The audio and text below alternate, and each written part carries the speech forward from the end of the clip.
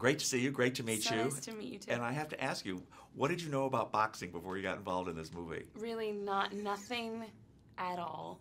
In fact, I didn't really have much respect for the sport, mostly because, well, I shouldn't say I didn't have respect. I just didn't understand it. And it can be very bloody and brute, and so it was something that sort of intimidated me. But getting to know the real-life boxers that work in the film, like Tony Bellew and Andre Ward and Gabe Rosario, and getting behind their narratives. I mean, so many boxers are family men, and there's something about the sport, the camaraderie of it, that became really beautiful to me.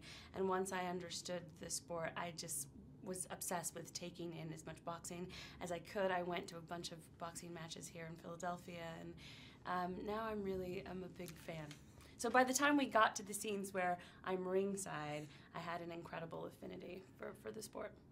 That's great. That's terrific. Well, and of course, what's it like to, join this incredible franchise, the Rocky franchise, with the film Creed? Yeah, I mean, it's such an iconic American story. It's arguably, I think, Rocky I, the best storytelling about the underdog, the tale of the underdog, about love, about perseverance, about self-determination.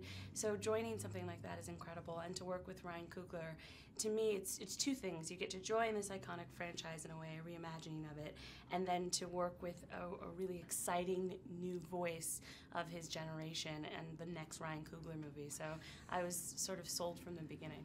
And of course, Sylvester Stallone. I mean, to meet him, to work with him, to be in this amazing film, that must have been quite an experience. It was, and he's such a cinephile, so he knows so much about film history, and of course he's such a huge part of it, and he is so different than the Rocky that he's created. It's this character that you just sort of assume is going to walk into the room, and instead in walks Sylvester Stallone, and then to get to see him put on this Rocky, this character that he just loves playing, is just exquisite. And then also to see the bravery that he had with taking Rocky into a new space, and a vulnerable space that we haven't seen him yet. So I'm so excited for Rocky fans that have followed the trajectory of his story, and I'm excited for a new generation that aren't familiar with Rocky.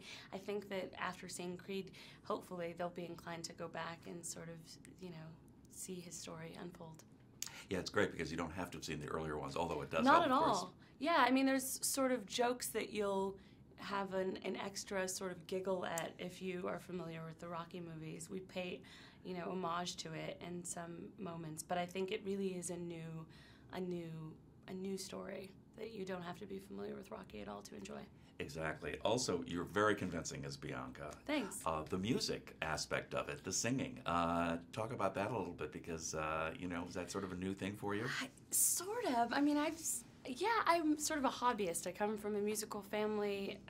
I've sang in a band for a couple of years just for fun, but writing music was certainly something that was new to me. But I was lucky because we have an incredible composer who's also he produces records in general. His name is Ludwig Göransson, so he worked closely with me, and it was a unique challenge. Ryan Coogler is someone that really loves authenticity, so for him, whoever was going to play Bianca was going to write the music, and I'm just so glad that it got to be me. Oh, you did a great job with it. Thank you so much. Michael B. Jordan. There's so much to talk about here.